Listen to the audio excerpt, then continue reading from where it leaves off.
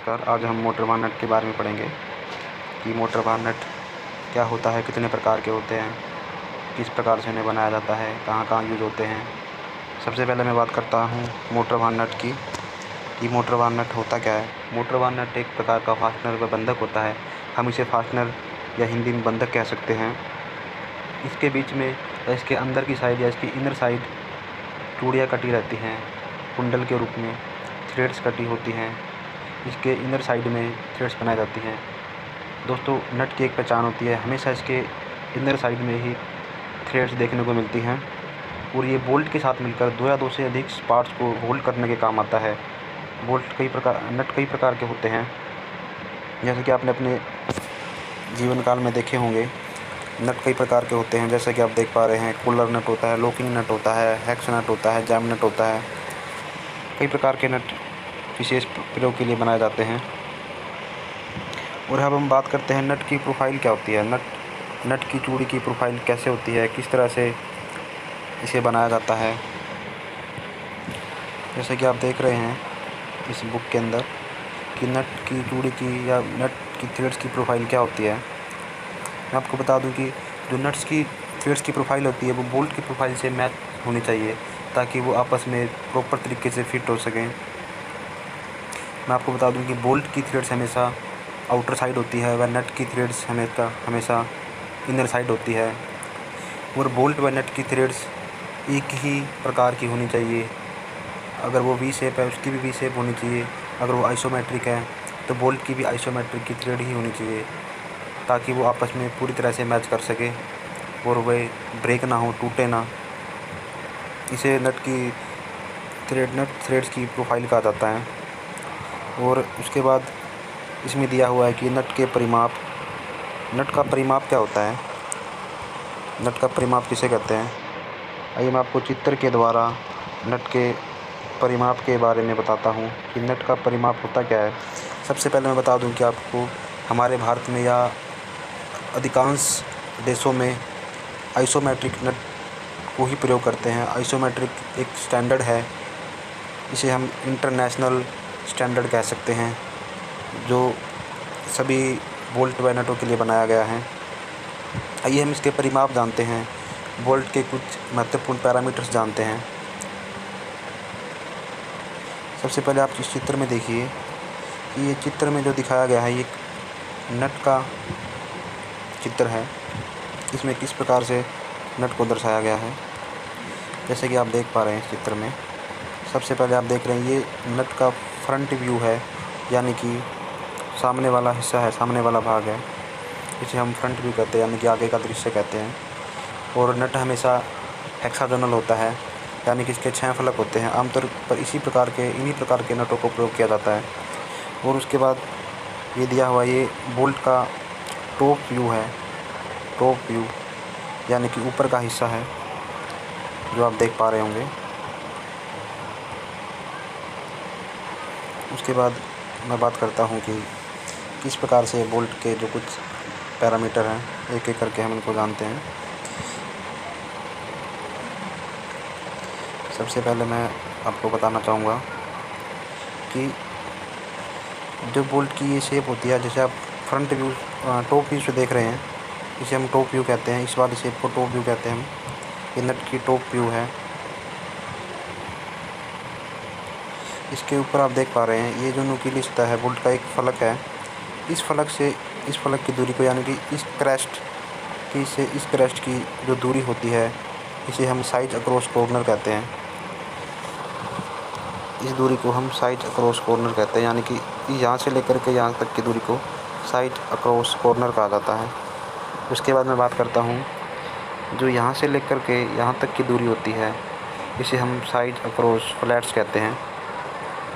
उसके बाद हम देखते हैं कि थिकनेस क्या होती है। जो आप बोल्ट का फ्रंट व्यू देख पा रहे हैं, सामने का दृश्य देख पा रहे हैं, इसे हम बोल्ट का फ्रंट व्यू कहते हैं। यहाँ से लेकर के यहाँ तक की दूरी को थिकनेस कहा जाता है, नट की थिकनेस कहा जाता है। इसे हम टी से लिखते हैं, हमेशा। और उसके बाद आप एक बार फिर से इसके नट के टॉप व्यू को देखें, टॉप व्यू, इसे हम टॉप व्यू कहते हैं। जो इसके अंदर आप देख पा रहे हैं 3-4 प्रकार के आपको 3-4 सर्कल दिखाई दे रहे हैं। ये इसके अंदर चूड़ियाँ हैं, थ्रेड्स हैं।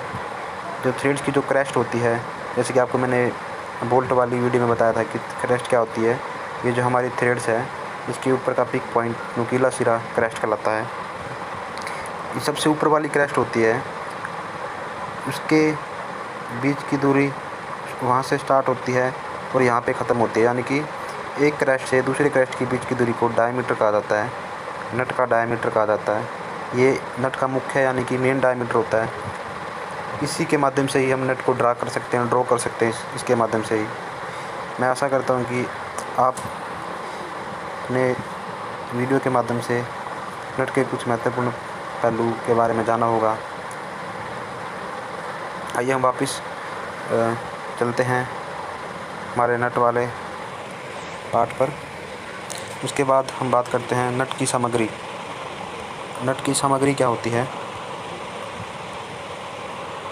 नट की सामग्री यानी कि नट का मटेरियल क्या होता है, नट किन किन मटेरियल से मिलकर बनता है।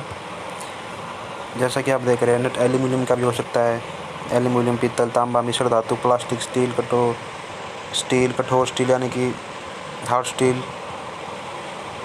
उसके बाद स्टेनलेस स्टील, सुपर मिश्र अलॉय, टाइटेनियम आदि से नट बने होते हैं।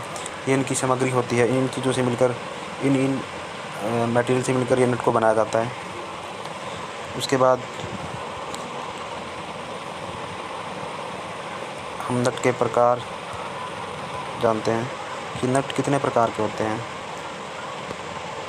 एक एक करके हमको पढ़ेंगे कि नट के प्रकार कितने टाइप के होते हैं, कितने प्रकार के नट दिए गए हैं।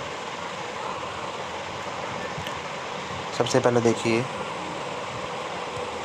सबसे पहला दिया हुआ है हेक्स नट, जिसके 6 फलक होते हैं।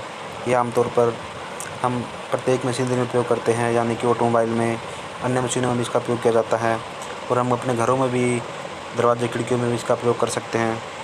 उसके बाद हैवी हेक्स नट, नाम से आप जान पा रहे होंगे कि हैवी भारी हेक्स नट होता है, जो मतलब कि सामान्य नट की तुलना में काफ़ी बड़े होते हैं। उसके बाद हम बात करते हैं नायलॉन नट की। नायलॉन नट एक विशेष प्रकार का नट होता है। इसके ऊपर लॉकिंग के लिए एक नायलॉन मटेरियल का बना हुआ एक सर्कल दिया होता है, जैसे कि आप चित्र में देख रहे हैं। इसे हम नायलॉन नट कहते हैं। उसके बाद बात करते हैं जैम नट।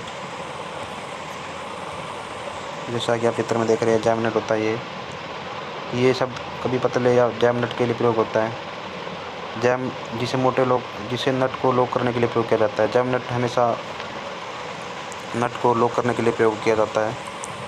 उसके बाद मैं बात करता हूँ विंग नट, कैप नट। जैसे कि आप चित्र में देख रहे हैं, ये विंग नट होता है, इसे कैप नट कहा जाता है। इसके ऊपर एक कैप तरह की शेप होती है, इसीलिए इसे कैप नट कहते हैं। विंग नट जिसके 2 पंख दिए होते हैं, उसे हम विंग नट बोल देते हैं। उसके बाद आता है फ्लैंज नट। फ्लैंज नट के नीचे की ओर एक अलग से शेप दी होती है, कर्व टाइप की, उसे हम फ्लैंज नट कहते हैं। और आगे चलते हैं, हम आगे देखते हैं टी नट। इस प्रकार के नट को हम टी नट कहते हैं, जो आप देख रहे हैं चित्र में, इसे टी नट कहा जाता है। उसके बाद स्क्वायर नट का था वर्ग नट। ये वर्गाकार का होता है, जैसे कि आप चित्र में देख पा रहे हैं, इसे हम वर्ग नट कह सकते हैं। उसके बाद देखिए के लॉक या कैप, ये एक विशेष प्रकार का नट होता है जो विशेष काम के लिए प्रयोग किया जाता है। जैसा कि आप चित्र में देख रहे हैं, इसे के लॉक या कैप नट भी कह सकते हैं।